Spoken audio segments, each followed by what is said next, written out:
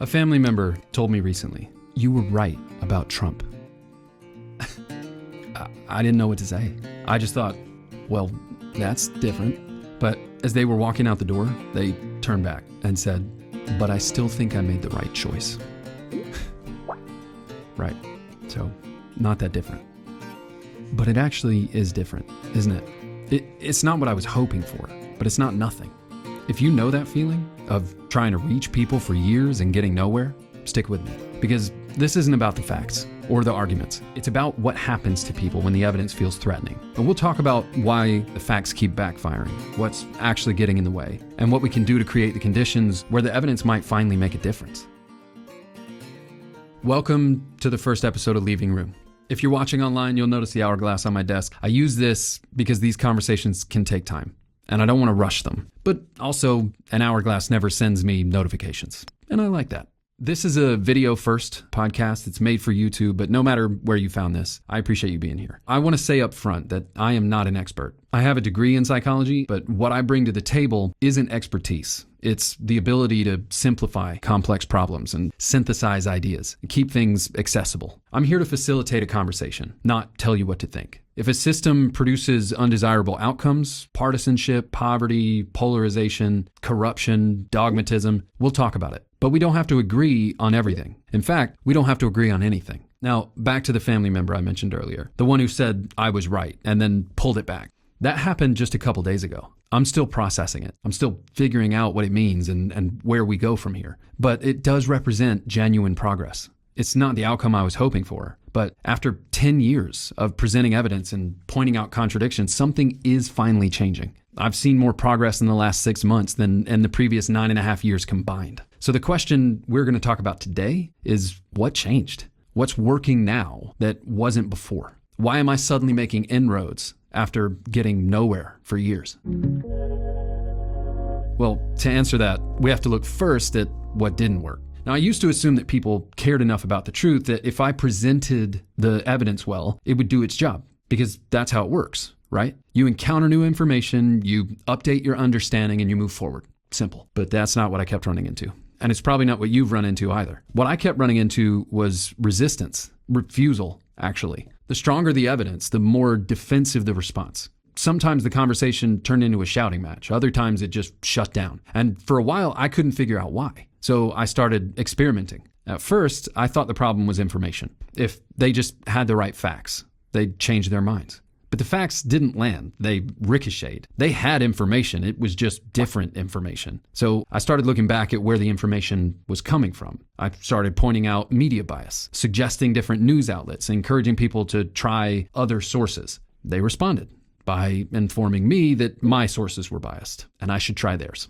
It wasn't moving the needle, so I dropped it. I moved on to algorithms. I focused on echo chambers and social media feeds, but I kept running into the same stubborn resistance. Their feed was showing them the truth and mine must be excluding it. So it was back to square one. Now, at the time, I was earning a degree in psychology and learning about the role of inherent biases in decision making. These are cognitive shortcuts we all rely on without realizing it. We'll unpack in future episodes. What matters for now is that they shape what we notice, who we trust, what information we let in, and what information we ultimately dismiss. It occurred to me people might be defending their biased sources because of their own inherent biases. But if bias was the problem, bringing it up wouldn't help. People would just deny it, since it's happening below the level of awareness anyway. But I'm happy to say I was wrong. Most people I talked to actually embraced the idea of bias. They could see it immediately, as soon as they had language for it, in other people, and especially in me. Now, you probably picked up on it already, but by this point, so had I. The pattern was hard to miss. No matter what evidence I presented, the facts just kept flying back at me like shrapnel. And I started to wonder if maybe this is just who they are. Maybe human nature is the problem. Maybe cruelty, rebranded as strength, is the point. Maybe humanity's just evil.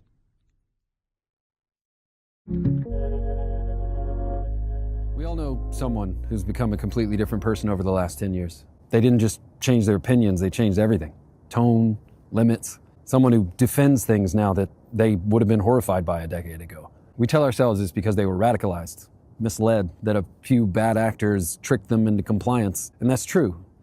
But there's a reason it worked. That person your person renegotiated their morality and redrew all their red lines because I posted a short about this recently called Why Good People Compromise Their Values. It hasn't taken off on YouTube yet, but it has tens of thousands of views on TikTok. And the most common comment by far is some version of, this is just who they are. It's who they always were. They just needed someone to give them permission. And I gotta be honest, I wondered if that might be true.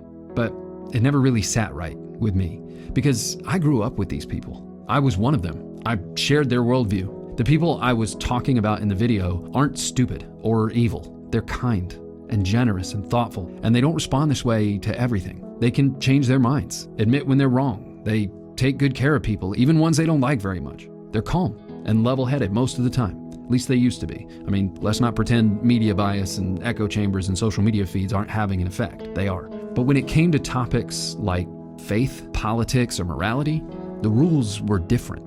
Evidence that contradicted what they already believed didn't just fall on deaf ears. It flew back hard. And that was the first clue, really, about what was actually getting in the way. Whatever was driving the intense responses I kept getting in conversations, it wasn't just deflecting evidence. It was weaponizing it. It was turning it around and using it against me, almost like it was defending something. So the question became, what are they protecting that they can't afford to lose?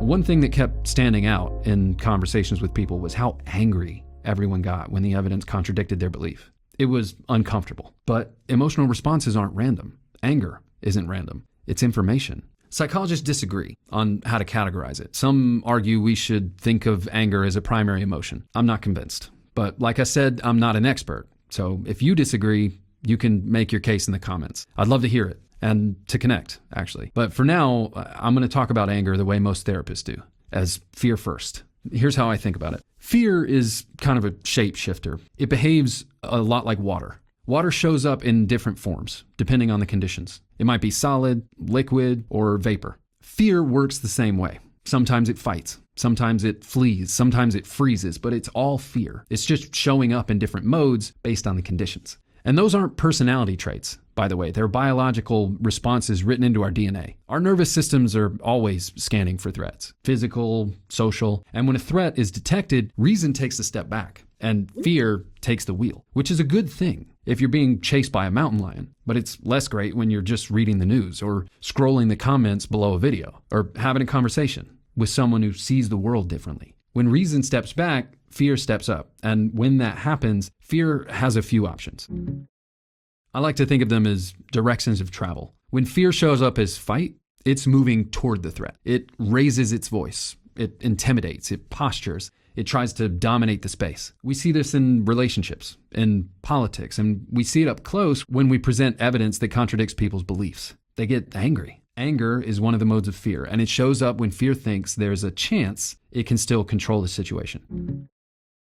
Now, flight is what happens when fear decides staying isn't worth the risk. In directional terms, flight is moving back. In social situations, this looks like changing the subject, ending the conversation, walking away, or cutting ties completely. It's heartbreaking, but I've heard from a number of people now who've lost loved ones over politics because they couldn't reconcile their differences. And it's a hard place to be. But most people would still prefer to repair the relationship, even though it hurts. They just don't know how. They feel powerless. Which is exactly how it feels when fear shows up as freeze. Fear freezes when a threat can't be overpowered or escaped. When the situation feels hopeless, direction doesn't matter, so fear stops. It's too risky to move toward, too late to get away, so fear starts shutting things down. It goes numb, stops responding, because freeze at least stops you feeling it, and that's better than nothing.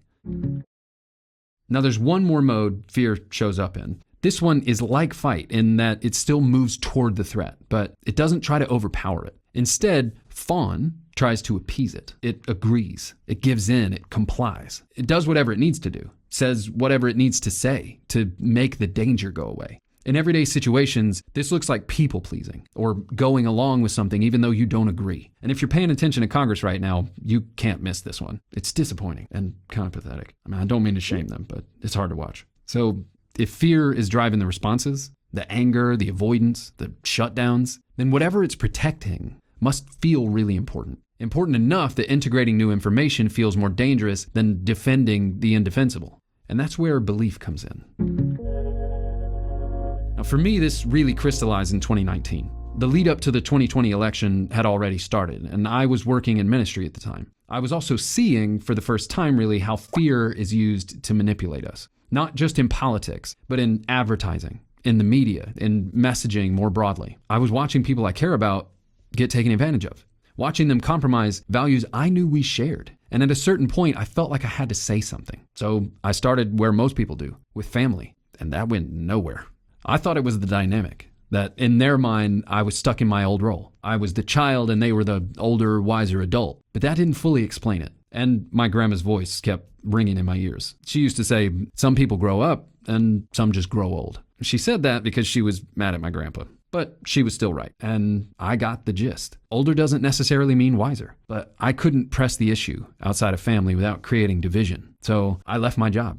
I started speaking up more on social media, pointing out contradictions, challenging narratives, and the response I got was aggressive. I lost friends. I burned bridges. People I trusted turned on me, and I understand why. They trusted me. When I confronted them with evidence that contradicted their beliefs, it felt like betrayal. But understanding that doesn't make it hurt less. That is when the pull toward the "this is just who they are" explanation was strongest. At the same time, though, my deeply held beliefs were being challenged, and they were shifting. Stories I believed about my faith, the Bible, the world, other people, even about myself. And if I could change, maybe they could too. Maybe this isn't about human nature. Maybe this isn't who they've always been. Maybe it's just who they are right now. So I kept trying. I still wasn't changing anyone's mind, but for the first time I could remember, I didn't have to. And that was my second clue about why the facts weren't landing. It wasn't just that people were protecting something they couldn't afford to lose. It was that the evidence was contradicting the stories they lived by. Those topics I mentioned earlier, the ones with different rules, faith, politics, and morality, they all have something in common. They're all built on belief, stories we rely on to make sense of the world, to feel safe in it. They tell us who we are, where we belong, what we're here for. They tell us who we can trust and who we can't, who's dangerous and who isn't. They give life meaning and purpose. Now, if you've never read Viktor Frankl's book, Man's Search for Meaning, I highly recommend it. It was written after World War II, so there are probably more accessible books on meaning at this point, but his experience during the war just gives his words gravity. I'll link it in the show notes if you're interested. In the book, Frankl argues that meaning, not pleasure, not even power, is the primary driver of human behavior. Even when suffering is extreme, he observed firsthand that people who could locate a sense of meaning were more likely to survive, not because the suffering disappeared, but because it mattered. It meant something.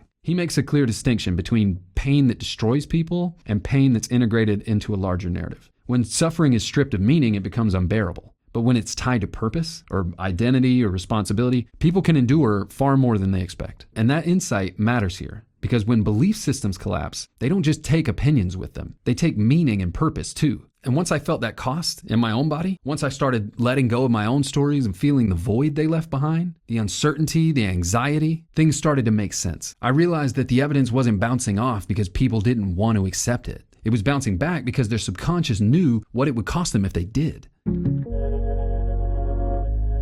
We keep treating society's problems like they're intellectual, like they can be fixed with the right information, but more facts, clearer arguments, better charts, they won't fix what's wrong. Because this isn't about misinformation or media bias or echo chambers. Those are problems we have to address. But this is about safety. It's about what fear does when the stories we live by feel like they're at risk. Fear takes over. We stop evaluating new information and we start filtering it instead. That's why facts don't seem to matter. It's why the evidence doesn't change anyone's mind. It's not because they're stupid. It's not because they're evil. It's because the risk is just too high. And once I saw that, I realized what had changed. Why I was suddenly making inroads with people I wasn't able to reach before. It wasn't them. It was me. When fear's driving the bus, information doesn't get evaluated. It gets filtered. If it feels like a threat, fear runs it over or drives away. If it can't, fear slams on the brakes. It barricades the doors and locks all the windows because fear has one job: protect what's inside the bus. Whether that's one person and the stories they live by or an entire group and the stories they share. The evidence still isn't reaching the family member I mentioned. Fear is still blocking that. But the stories they live by about who's dangerous and who isn't, who's trustworthy and who isn't, for the first time, those stories aren't lining up with their experience. And they're starting to wonder why. When facts start ricocheting off belief, flying back at you like shrapnel, when people get angry, when they're dismissive or avoidant, that's not a flaw in their character. And it isn't proof that this is who they always were, that all they needed was permission. It's information, a signal that fear is in the driver's seat. And as long as fear's driving, evidence that threatens meaning, identity, or belonging, it's just going to get run over or bounce off. And until fear feels safe enough to pull over and unlock the doors, the evidence will not get in. So the work for us isn't showing up with more facts or better charts or sharper arguments. It isn't blaming the other side or disengaging from politics altogether. The work for us, for all of us, is lowering the risk for people who disagree, making them feel safe again, so reason can retake the wheel. How we do that is what we'll talk about next. If you know someone who's wrestling with this topic or someone you think might benefit from this, share it. If it gave you language for something you've been feeling but couldn't quite name, let me know. I love connecting with people. And if you want to discover more about how influence works, how fear shapes behavior, and how we take agency back without losing ourselves in the process, you're welcome to stay. I'm Matt, and I'll see you soon.